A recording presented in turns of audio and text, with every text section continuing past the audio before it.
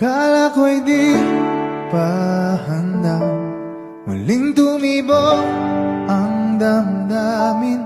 Ngunit bigla kang